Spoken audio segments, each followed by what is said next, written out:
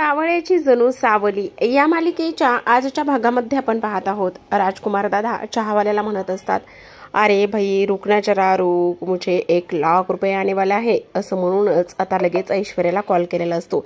ऐश्वर्याला कॉल करून तो म्हणत असतो की ऐश्वर्या काय ग, हे बघ मी घोड्याला पाण्याजवळ घेऊन जाऊ शकतो पण पाणी घोड्याजवळ नाही आणू शकत। मग आता घोड्याला पाणी कसं प्यायचंय, किती प्यायचंय हे त्याचं त्याला ठरवायचं आहे ना।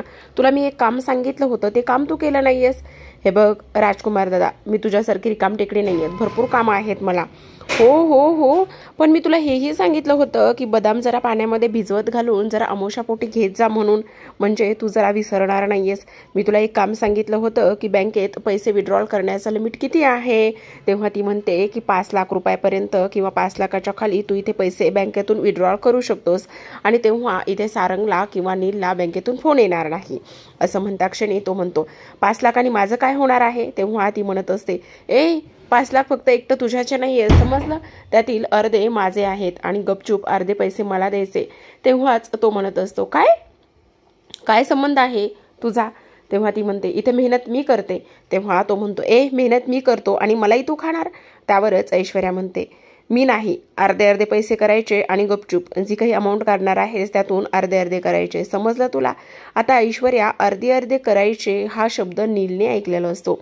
नील म्हणतो, काय ऐश्वर्या कोणाशी बोलत होतीस आणि काय अर्ध अर्ध करायचं आहे। आता लगेचच ऐश्वर्या विशाला बगल देत म्हणते, नाही काही नाही, ते आईचा फोन होता, आईनं कसल्या तरी पॉलिसीजमध्ये पैसे इन्व्हेस्ट केलेले आहेत फ्रेंडमध्ये आणि तिच्यामध्ये, मग तिलाच सांगत होते की अर्धे अर्धे करून टाकायचे म्हणून। अच्छा ठीक आहे, चल खाली प्रेसवाले आलेले आहेत आणि खाली मीडियावाले आलेले असल्या कारणाने पटकन चल। त्यावर ऐश्वर्या म्हणते, चल तू हो पुढे, मी आलेच। इकडे आता मीडियावाले येऊन बसलेले असतात। बबलू त्यांची चहा नाश्त्याची सोय करत असतो। त्याचबरोबर बबलू आता म्हणत असतो, हे बघा मी कोण आहे हे मला तुम्ही विचारणार नाहीयेत का। तेव्हा मीडियावाले म्हणतात, कोण आहात तुम्ही। मी बबलू आहे, ह्या सारंग सोहम आणि नीलचा धाकटा भाऊ म्हटला तरी चालेल, त्यांचा सवंगडी म्हटला तरी चालेल। लहानपणापासून मी ह्यांच्यासोबतच राहिलेलो आहे, यांच्यासोबतच खेळलेलो आहे आणि त्याचसोबत मी सगळ्या गोष्टी ह्यांच्यासोबत केलेल्या आहेत। आता इकडे लगेचच अमृता सगळ्यांसाठी चहा नाश्त्याचं बघत असते। तिलोत्तमा म्हणते, अगं मीडियावाले आलेले आहेत, ही लोक कुठे राहिलेली आहेत आणि चहा नाश्त्याचं वगैरे तू बघितलंस का। तेवढ्यातच अमृता म्हणते, हो मी चहा नाश्ता वगैरे सगळं काही बघितलेलं आहे आणि बहुतेक बबलू सुद्धा तिकडेच गेलेला आहे। आता ही बाकीची लोक कुठे राहिलेली आहेत आणि त्याचबरोबर इकडे कोणी कोणत्या बाजूला बसायचं आहे हे ठरवायचं आहे। आता इकडे सदानंद म्हणजेच म्हणत असतात की अगं कोण कुठे, म्हणजे हे बघ सेंटरला तर इकडे सारंग आणि सावलीच असणार आहेत, आता सारंगच्या बाजूला कोण बसणार आहे। हे बघ जेव्हा जेव्हा इथे कॉन्फरन्स असते किंवा मीडियावाले येतात तेव्हा मात्र इथे माझ्या बाजूला तूच बसतेस ना, मग आता ऑब्विसली आहे की इथे सारंगच्या बाजूला सावलीच बसणार आहे। बरं तिलोत्तमा मी काय म्हणतो, उगाच ह्या गोष्टीवरून वाद कशाला घालायचा आहे। तेवढ्यातच आता सदानंद म्हणत असतात, हे बघ ह्या गोष्टीचा वाद नको घालायला। आणि इकडे आपण पाहतो की सोहम आता ताराला समजवत असतो खाली जाण्यासाठी, पण तारा म्हणत असते, नाही मला अजिबात खाली वगैरे कुठेच यायचं नाहीये, ही काय कॉन्फरन्स किंवा इथे मीडियावाले माझ्यासाठी थोडी ना आले आहेत। तेव्हा सोहम म्हणतो, अगं तुला तर तिथे गेलंच पाहिजे, तू एक इथे कोण आहेस, एक सेलिब्रिटी आहेस आणि सेलिब्रिटीने तिथे असणं गरजेचं आहे ना। हो पण ही कॉन्फरन्स कोणासाठी आहे किंवा हे मीडियावाले कोणासाठी आले आहेत, तर ते सावलीसाठी आलेले आहेत। ज्या सावलीच्या रीलमुळे इथे मी हरलेले आहे आणि त्या सावलीसाठी इथे ती लोक आलेली आहेत, त्यामुळे मला तिथे जाण्यासाठी काहीच इंटरेस्ट नाहीये। अगं पण असं काय करतेस, हे बघ काही कसे ना आपल्या इथे नावाला त्याचबरोबर आपल्या कंपनीला इथे त्यामुळे किती फायदा झालेला आहे। आता तू जर तिथे गेलीस तर मीडियासमोर तुझं कौतुकच होईल आणि त्याचबरोबर इथे तुला थोडंसं चांगलं सुद्धा म्हणतील। तेव्हा लगेचच तारा म्हणते, बरं चल ठीक आहे जाऊयात। असं म्हणून दोघं सुद्धा आता खाली जायला निघालेले असतात। तर आपण इकडे पाहतो की तिलोत्तमा म्हणत असते, काय हे किती उशीर, किती वेळ लावलेला आहे आटोपायला। तेवढ्यातच चला पटापटा तयारी करून घ्या। इकडे आता कोण कुठे बसणार ह्याविषयी चर्चा सुरू असते। तर इकडे मात्र डाव्या बाजूला कोण, उजव्या बाजूला कोण, तर लगेच सारंग म्हणत असतो, सावली तर माझ्या बाजूलाच बसणार ना। असं म्हटल्यानंतर आता लगेचच इकडे सदानंद म्हणतात, अगं तिलोत्तमा आज ठरवू दे त्यांना कुठे बसायचंय काय करायचे ते। इकडे सावली विचारत असते की मी हा धागा कशा पद्धतीने बांधू, काय करू मला कळत नाही, काही करून धागा बांधलाच पाहिजे। तेवढ्यातच आता तिलोत्तमाने बबलूला कॉल केलेला असतो. बबलू म्हणत असतो, बघा आलाच फोन, असं म्हणून लगेचच आता तो फोनवर बोलतो आणि पुन्हा मीडियावाल्यांना विचारत असतो, विचारा कोणाचा फोन आला होता. त्यात मीडियावाले म्हणतात, कोणाचा? अहो तिलोत्तमा मॅडमचा आला होता, त्यांनी मीडियावाल्यांना घेऊन यायला सांगितलं आहे. असं म्हणता क्षणी मीडियावाले सगळेजण उठतात, आपापले कॅमेरे त्याचबरोबर सगळं साहित्य घेऊन तिकडे निघालेली असतात. आता बबलू एकटाच मागे राहतो. इकडे सगळेजण जमल्यानंतर मीडियावाल्यांचं वेलकम होतं. त्याचबरोबर इथे हा अवॉर्ड मिळाल्यानंतर इथे पूर्ण मेहेंदळे फॅमिलीचं सुद्धा मीडियावाले स्वागत करत असतात, कौतुक करत असतात. त्याचबरोबर सगळेजण इथे थँक्यू आणि औपचारिकता म्हणून जे काही त्यांचं बोलणं असतं ते सुरू झालेलं असतं.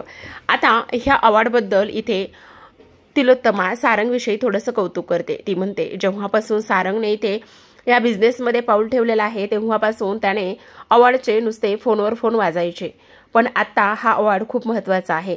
आत्तापर्यंत फक्त रोज पेटल्सलाच हा अवॉर्ड मिळत होता, पण आता यावर्षी हा अवॉर्ड आपल्याला मिळत आहे. त्यामुळे विशेष करून खास इथे सारंगचं कौतुक आहे. त्याचबरोबर इकडे सारंग म्हणत असतो, हो, हे विशेष कौतुक आणि ह्या सगळ्या कंपनीच्या ह्या सगळ्या गोष्टीमध्ये सगळ्यात विशेष म्हणजे माझे आईबाबा. त्यांनी ही कंपनी खूप मोठ्या पद्धतीने इथे चांगली साकारलेली आहे, चांगली इथे त्यांनी ग्रोथ केलेली आहे. त्याचबरोबर आपण पाहतो की आता कशा पद्धतीने इकडे तो म्हणतो, ह्या सगळ्या गोष्टीमध्ये माझ्या तिन्ही भावांचं खूप श्रेय आहे. त्याचबरोबर मेन म्हणजे ऐश्वर्या वहिनी आणि त्यासोबत अमृता वहिनी सुद्धा. बट अमृता वहिनी इथे जरी ऑफिसमध्ये काम करत नसली तरी सुद्धा ती आमची खूप काळजी घेते. त्याचबरोबर तो म्हणतो, लास्ट बट नॉट लिस्ट म्हणजेच की माझी बायको सावली, तिचं सुद्धा ह्या सगळ्या गोष्टीमध्ये खूप जास्त क्रेडिट आहे, कारण तिने बऱ्याच काही गोष्टी इथे केलेल्या आहेत. आणि सगळ्यात महत्त्वाचं म्हणजेच की इथे ह्या अवॉर्डमध्ये खास तिचं सुद्धा इथे श्रेय आहे. त्याचबरोबर आता तिलोत्तमा म्हणत असते, खरं पाहायला गेलं तर इथे सारंगने खूप मेहनत केलेली आहे आणि सारंगचं हे सगळं काही फळ आज मिळालेलं आहे. तुम्हाला काही प्रश्न विचारायचे असतील तर तुम्ही नक्की विचारू शकता. त्याचसोबत आपण इकडे दुसऱ्या बाजूला पाहतो की लोट पेटल्सची जे काही इथे ओनर आहे ती इथे आलेली असते, तेव्हा तिचा खूप जास्त रागराग होत असतो आणि ते एका गोष्टीचा विचार करते. इकडे मीडियावाले प्रश्न विचारत असतात तर इकडे सावलीचं सारंगला धागा बांधण्याचं काम सुरू असतं. ती हळूहळू सारंगच्या हाताजवळ हात नेत असते आणि त्याला धागा बांधण्यासाठी प्रयत्न करत असते. त्याचबरोबर तिच्याकडून चुकून धागा खाली पडतो आणि त्यानंतर इकडे प्रश्न उत्तराचा खेळ रंगलेला असतानाच मीडियावाले सगळे प्रश्न विचारत असतात, पण सावलीकडून हा धागा खाली पडतो. त्याचबरोबर सारंग मीडियावाल्यांच्या प्रश्नांची उत्तरं देत असतो. सावली सुद्धा अधूनमधून ह्या सगळ्या सौंदर्याच्या व्याख्येबद्दल बोलत असते. ती म्हणत असते, बाह्य सौंदर्य हे हळूहळू वयोमानानुसार बदलत जातं, पण जे अंतर्बाह्य सौंदर्य आहे ते कायम टिकून राहतं आणि ते कधीच बदलत नाही. ते माणसाचं जीवन अगदीच आनंदित आणि प्रफुल्लित करतं, असं सावली बोलत असते. त्याचबरोबर संधीचा फायदा घेतच सावलीने इथे सारंगच्या उजव्या हातामध्ये तो जो इथे जगन्नाथरावांनी धागा दिलेला असतो तो धागा ती पटकनच बांधून टाकते. सारंगला तर ह्या गोष्टीची इथे कल्पना सुद्धा नसते की सावली काय करत आहे म्हणून. आता धागा बांधून झालेला असतो. त्याचसोबत आपण पाहतो की आता मीडियावाल्यांचे प्रश्न बऱ्यापैकी आटोपत आलेले असतात. इकडे मुद्दामूनच ऐश्वर्या तोंड वाकडं करूनच बसलेली असते, जास्त काही फारशी ती बोलत नाही. त्याचबरोबर इकडे सावलीला शेवटचा प्रश्न विचारण्यात येतो आणि तेव्हा सावली म्हणत असते, हे सगळं आणि सगळं तुमच्या सगळ्यांच्या शुभेच्छा आम्हाला पाहिजेच आहेत पुढील यशासाठी. त्याचबरोबर तिलोत्तमा म्हणत असते, हे श्रेय फक्त माझ्या सारंगमुळे मिळालेलं आहे आणि 10 वर्ष जे अवॉर्ड एकालाच मिळत होतं त्या अवॉर्डमध्ये आता सारंग सुद्धा सहभागी झालेला आहे, त्यामुळे आम्हाला सारंगचं विशेष करून कौतुक आहे.